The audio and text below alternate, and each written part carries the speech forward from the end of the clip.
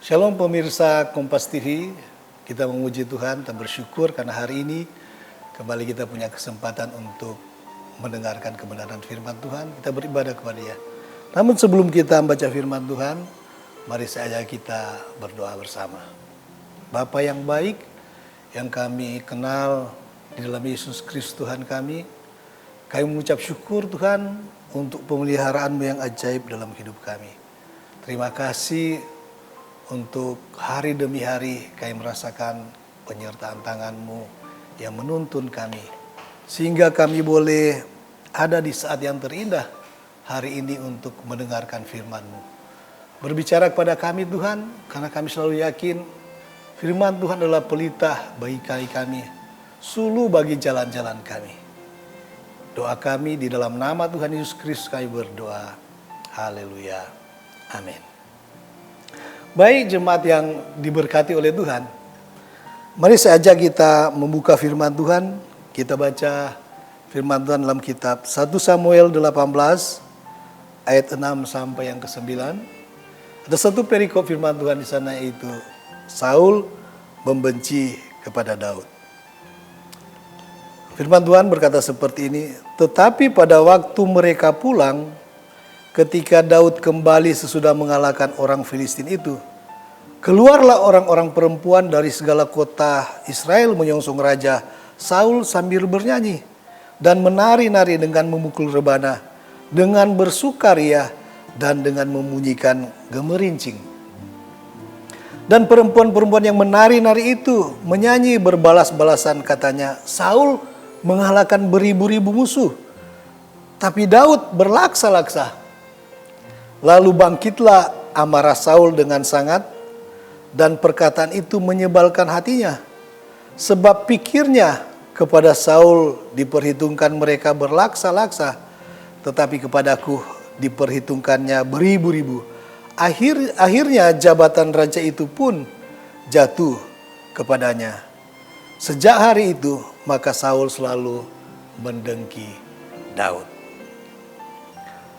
Saudara diberkati oleh Tuhan, saya mau kasih tema untuk sharing perenungan firman Tuhan kali ini, yaitu bahaya dari dalam. Ada orang hari-hari ini tidak merasa tenang, tidak merasa nyaman, bahkan merasa terancam dalam hidup mereka.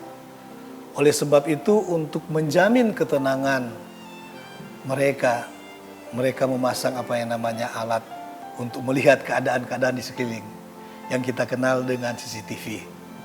Banyak orang sudah pasang CCTV mulai dari luar rumah mereka, di dalam tempat-tempat yang mereka anggap itu tempat yang bisa mendatangkan kenyamanan kalau bisa dipantau, bahkan dalam ruangan pribadi mereka. Tetapi nyatanya sekarang bahwa ancaman yang membuat kita cemas, takut, khawatir bukan hanya datang dari luar saja, tapi ada yang datangnya dari dalam. Oleh sebab itu, saudara, sekali lagi saya kasih tema untuk perenungan firman Tuhan ini, yaitu bahaya dari dalam. Kita akan berbicara salah satu tokoh Alkitab yang bernama Saul, yang kemudian kita kenal Saul adalah orang yang dipilih oleh Tuhan dan diurapi oleh Tuhan untuk menjadi raja bangsanya, itu bangsa Israel.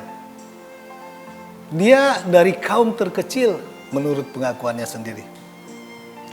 Tetapi di sini kita melihat bahwa orang yang dipilih oleh Tuhan, bahkan orang yang diurapi oleh Tuhan, itu tidak menjamin bahwa dia akan menyenangkan hati Tuhan atau akan melakukan apa yang Tuhan mau di dalam kehidupannya. Kita akan melihat bagaimana tokoh ini yang bernama Saul ini dalam sejarah hidupnya, justru dia banyak melakukan keputusan-keputusan yang salah yang membuat bukannya hati Tuhan senang, tapi juga justru mengecewakan hati Tuhan. Firman Tuhan dalam kitab 1 Samuel 13 ayat 11 sampai 13 itu mengisahkan bagaimana di Gilgal ketika Saul atau Raja Saul itu memimpin bangsa Israel menghadapi Filistin. Ada suatu peristiwa yang juga tidak menyenangkan hati Tuhan ketika dia dalam keadaan terdesak, ketika Saul memimpin tentaranya dan dia dalam keadaan khawatir karena juga tentaranya sedang terdesak dan dia belum atau bangsa ini di mana seharusnya Nabi Samuel datang untuk memimpin, mempersembahkan korban kepada Tuhan. Dan kan pada saat-saat yang genting itu, ketika Samuel belum datang, maka apa yang dibuat oleh Raja Saul pada waktu itu, dia mengambil tugas mempersembahkan korban kepada Tuhan yang bukan tugasnya. Di sini kita melihat bahwa perbuatannya ini menurut Samuel itu adalah hal yang tidak baik. Dia tidak hati-hati dan teledor untuk hal-hal yang seharusnya dia tidak teledor. Dia harus bijaksana. Tapi itu yang terjadi dalam kehidupannya. Peristiwa kedua yang juga menggambarkan bagaimana keadaan hati Saul yang pada dasarnya justru tidak menyenangkan Tuhan, yaitu ketika di dalam kitab 1 Samuel 15 ayat 24 sampai 30, waktu itu kembali Saul sedang memimpin bangsanya untuk menghadapi bangsa Amalek dalam suatu peperangan. Dan Tuhan sudah memerintahkan dia bahwa dia harus memunahkan Amalek, bukan cuman rajanya, tetapi tentaranya, masyarakatnya, bahkan kambing dombanya, itu harta yang ada di bangsa Amalek. Saul melakukan tugasnya, tetapi dia tidak melakukan semuanya. Dia karena desakan daripada rakyatnya dan tentaranya, dia tidak membunuh raja Amalek yang bernama Agag. Dan justru mereka mengambil kambing domba yang mereka anggap gemuk, baik, alasannya untuk dipersembahkan kepada Tuhan, menjadi suatu persembahan, suatu korban. Tetapi Tuhan tidak memerintahkan itu.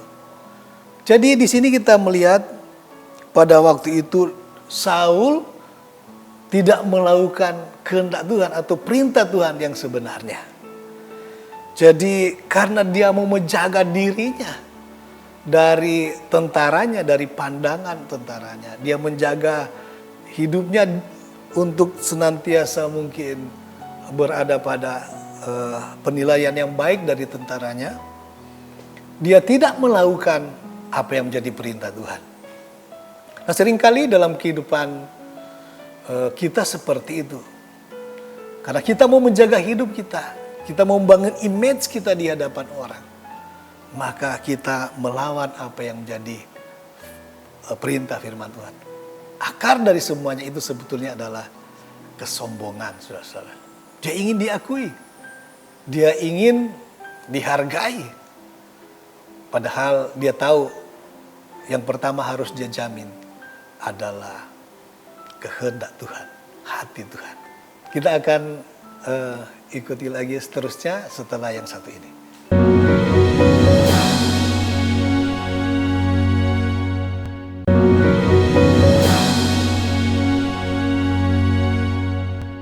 Nah, saudara diberkati Tuhan, kita sudah melihat dua contoh sikap yang ditunjukkan oleh Raja Saul yang keluar dari hidupnya. Kenapa? Karena saya percaya di dalamnya ada sesuatu yang kurang baik, yang tidak baik, yang keluar dari keputusannya yang salah. Nah, yang lebih parah, saudara-saudara, dari keputusan Saul, kita bisa lihat dari firman Tuhan yang sudah kita baca tadi di dalam kitab 1 Samuel 18 ayat 8 sampai 9. Di sini dikisahkan ketika Saul, Daud dan tentaranya pulang ke bangsanya untuk membawa kemenangan, berita kemenangan bagi bangsanya. Apa yang terjadi? Maka perempuan-perempuan Israel bernyanyi-nyanyi. Mereka berkata bahwa Saul mengalahkan beribu-ribu, tetapi Daud mengalahkan berlaksa-laksa. Dan Alkitab menulis dengan jelas bahwa pada waktu dia mendengar berita itu, irilah hati Saul. Mendengkilah, lebih tepatnya Alkitab menulis bahwa Saul mendengki kepada Daud.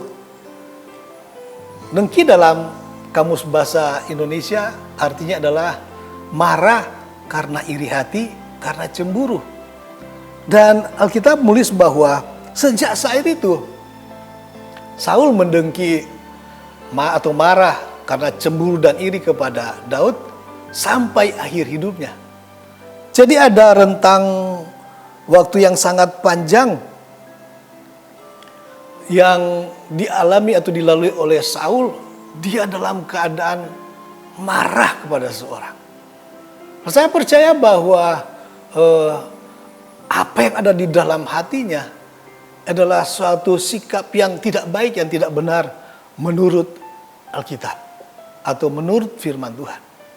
Karena marahnya sehingga dia apa yang dia perbuat, dia memutuskan untuk mengejar-ngejar Daud seumur hidupnya untuk membunuhnya. Karena didorong oleh rasa dengki, yaitu marah karena iri hati dan cemburu, saudara. Dan Alkitab juga menggambarkan dengan jelas bahwa sejak saat itu dia mengalami apa yang namanya, dia sering dikuasai oleh roh jahat, bahkan sampai akhir hidupnya Saul mati mengenaskan bersama dengan anak-anaknya. Saudara yang dikasih oleh Tuhan, ini yang saya katakan bahaya dari dalam. Oleh sebab itu dalam kehidupan kita, saudara-saudara, kita tidak hanya memperhatikan apa yang dari luar. Karena seringkali dunia ini ingin menampilkan sesuatu yang baik yang di luar. Tapi sebetulnya jarang orang memperhatikan apa yang ada di dalam. Nah, Alkitab mengajari kita bahwa kita jangan hanya fokus kepada apa yang dilihat orang untuk membuat image kita baik. Tetapi juga kita harus fokus memperbaharui atau meminta pertolongan Tuhan untuk membuat kita bukan hanya luarnya, tampilan luarnya baik, tapi yang dalamnya yang baik. Dalamnya seharusnya yang lebih dulu baik. Karena dari dalam akan keluar hal-hal yang baik. Kalau dalamnya tidak baik, maka dari dalam akan mengeluarkan hal-hal yang di luar yang tidak baik. Itu yang terjadi pada kehidupan seorang raja bernama Saul. Apa yang terjadi selanjutnya, saudara-saudara?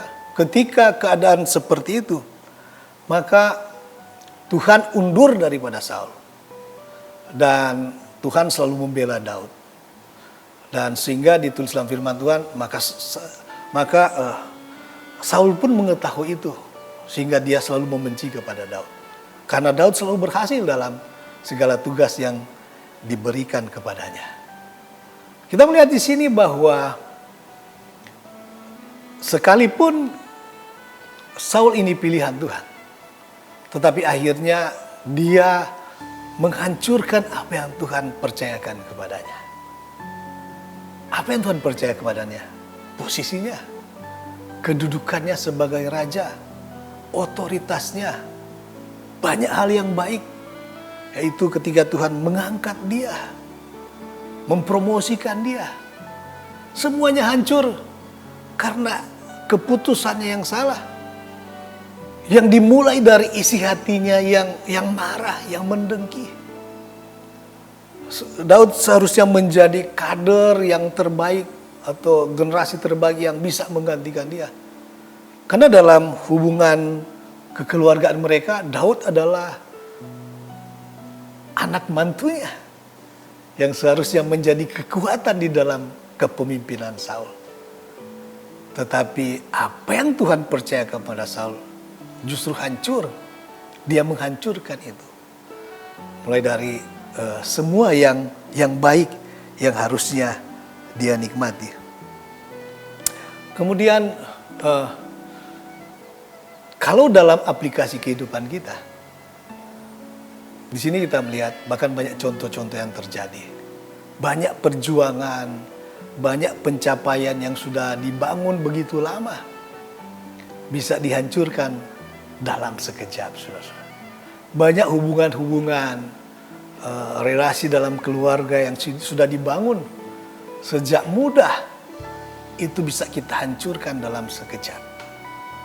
Dalam perselingkuhan, dalam praktik-praktik yang tidak baik, dalam pekerjaan-pekerjaan di mana kita mengambil keputusan yang tidak benar.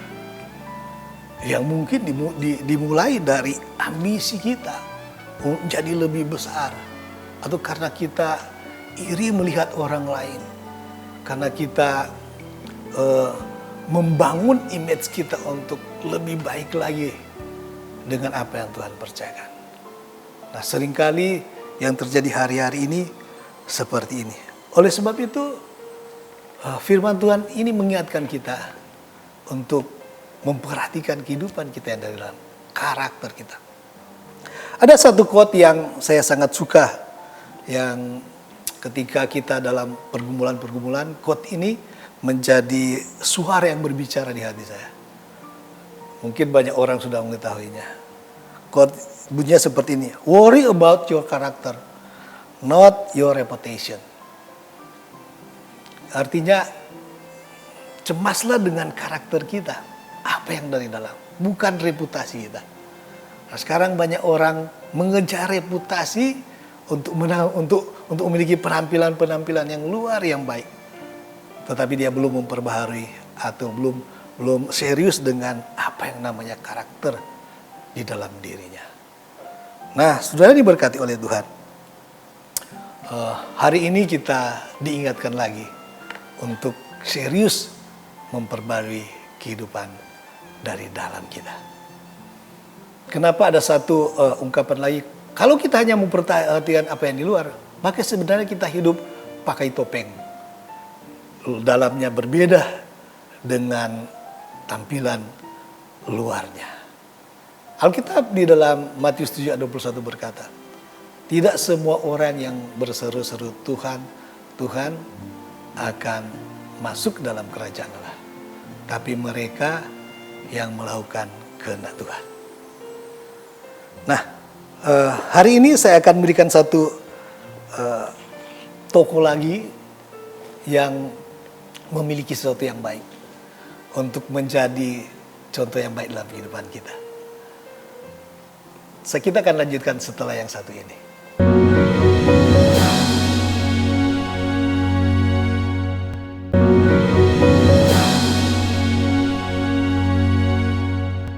Nah, kali ini kita akan melihat orang yang memiliki atau mengandalkan kekuatan yang dari dalamnya. Saya mengajak kita baca firman Tuhan dalam kitab Mazmur 51 ayat 1 sampai yang ke-13. Demikian bunyi firman Tuhan. Pengakuan dosa. Untuk pimpinan biduan Mazmur Daud, ketika Nabi datang kepadanya setelah ia menghampiri Betsheba.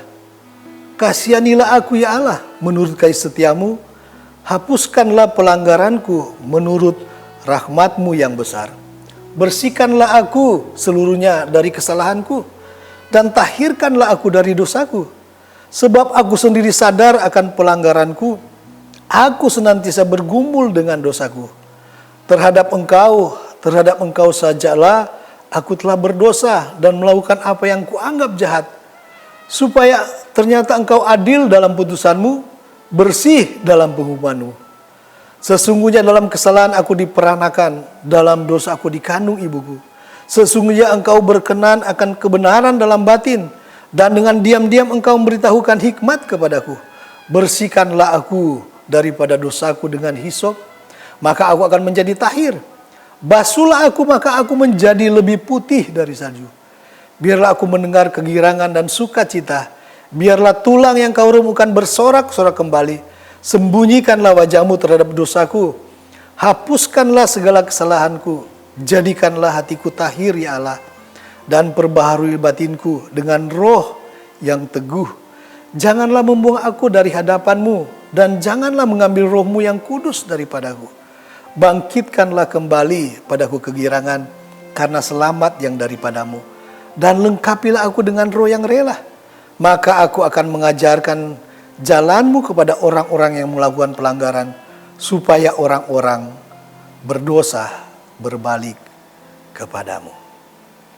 Saudara, ada suatu kekuatan dari dalam diri kita yang ditunjukkan begitu baik oleh firman Tuhan ini antara hubungan dari seorang raja setelah Raja Saul tadi, yaitu Raja Daud.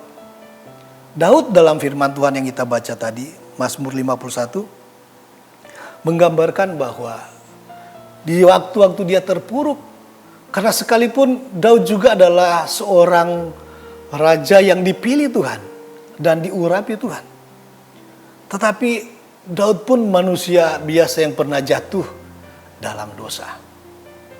Nah, firman Tuhan tadi kita lihat bagaimana dia mengungkapkan hidupnya. Bagaimana di dalam Mazmur 51 terlihat dengan jelas begitu dekatnya, dalamnya hubungan antara Raja Daud dengan Tuhan.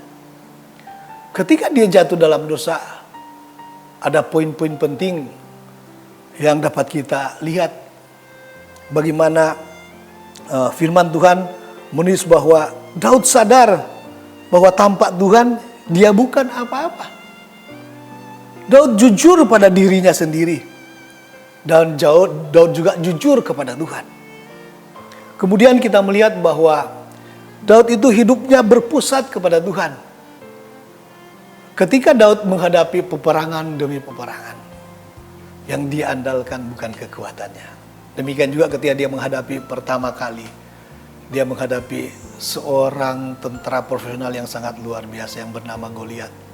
Daud meyakinkan dirinya. Daud berkata bahwa dia mendatangi bukan dengan kemampuannya, tetapi dengan nama Tuhan yang Maha Kuasa. Artinya Daud hidupnya berpusat kepada kekuatan Allah. Baik itu reputasinya, setiap pencapaiannya. Dia tahu bahwa itu semua tanpa Tuhan dia bukan siapa-siapa. Dan yang poin selanjutnya bahwa Daud juga mengandalkan pertolongan Tuhan dalam mengubah hidupnya yang salah, yaitu jatuh dalam dosa, diubahkan oleh Tuhan. Dalam firman Tuhan tadi juga ada satu kalimat berkata, agar Tuhan jangan mengambil rohnya dari dalam diri Daud. Karena dia sadar bahwa itulah kekuatan yang ada di dalam diri Daud, yang dia andalkan selama ini, memenangkan peperangan demi peperangan, menjaga dirinya. Saudara, ada satu kisah yang luar biasa ketika Absalom anaknya mengkudeta dia, maka dia harus melarikan diri bersama dengan pasukannya keluar dari istananya dan dikejar-kejar oleh musuhnya. Nah, dalam pelariannya itu ada seorang yang bernama Simei datang mengutuki raja. Padahal Alkitab menulis bahwa raja waktu keluar dari kerajaan dari istananya, dia disertai oleh pahlawan-pahlawannya, oleh apa yang namanya Triwira. Triwira adalah orang yang bisa mengalahkan musuh banyak, saudara-saudara. Ada yang bisa mengalahkan 600 orang. Dan salah satunya seorang pemimpin dari pahlawan Daud bernama Abisai berkata kepada Raja Daud, mengapa anjing mati ini mengutuki raja? Izinkan aku menyeberang untuk membunuh Simei. Tetapi apa yang dikatakan oleh Daud? Jangan, karena kalau itu Tuhan izinkan, maka dia tidak bisa mengambil keputusan seperti itu. Saudara, Alkitab menulis bahwa Abisai ini salah satu pahlawan yang bisa mengalahkan 300 orang. Jadi bagi dia Simei cuma anjing mati yang mudah untuk dikalahkan, mudah untuk dimusnahkan. Demikian juga bagi Daud yang mengalahkan Goliat, yang memimpin peperangan demi peperangan dan menaklukkan banyak musuh. Baginya Simei itu bukan siapa-siapa. Tetapi Daud takut bertindak. Kalau jangan-jangan itu diizinkan oleh Tuhan. Kita melihat suatu pribadi yang luar biasa dari dalam. Dia tidak terpancing melakukan kesalahan, melakukan kekerasan. Karena dia punya sesuatu yang luar biasa dari dalam dirinya. Untuk mengambil keputusan-keputusan. Dia selalu memikirkan terlebih dahulu, apakah ini berkenan kepada Tuhan atau tidak. Dia sekalipun sebagai manusia, Daud pun bisa jatuh dalam dosa. Nah, ini adalah suatu gambaran hubungan yang luar biasa bagaimana kita bisa mengandalkan Tuhan. Bagaimana Daud mengandalkan Tuhan untuk memiliki kehidupan yang penuh dengan kemenangan dalam hidupnya sepanjang hidupnya. Demikian juga dengan kita, saudara-saudara. Yang perlu kita perhatikan di dalam hidup ini, bahwa untuk menghindarkan kita dari kesalahan demi kesalahan, keputusan demi keputusan yang salah, maka seperti Daud, karena semua orang punya kelemahan, punya potensi kelemahan seperti itu, maka kita mendapatkan suatu teladan yang luar biasa dari cara hidup Daud, yaitu bergantung pada Tuhan. Bukan hanya bergantung pada Tuhan, tapi melekat pada keinginan Tuhan. Bahkan bersedia untuk dikoreksi, bertobat, dan berusaha hidup berkenan kepadanya. Maka semua yang bisa mengancam kita, sekali lagi, karena apa yang kita bangun begitu lama, bisa kita hancurkan dalam sekejap. Itu bisa kita lewati dengan baik ketika Tuhan menjadi kekuatan kita. Ketika kita mengandalkan hati yang terpaut kepada Tuhan. Tuhan Yesus memberkati kita semua. Mari kita berdoa. Bapa, kami mengucap syukur untuk kebenaran firman Tuhan hari ini. Biar firman Tuhan ini menjadi kekuatan yang baru, petunjuk dalam hidup kami, agar kami hidup seperti yang Tuhan inginkan. Bukan hanya menampilkan di luar apa yang baik, tetapi juga di dalam yang baik. Terima kasih Tuhan. Ini doa kami di dalam nama Tuhan Yesus Kristus. Biar semua yang menyaksikan siaran ini mengalami berkat Tuhan. Sekali lagi dalam nama Yesus kami berdoa. Haleluya. Amin.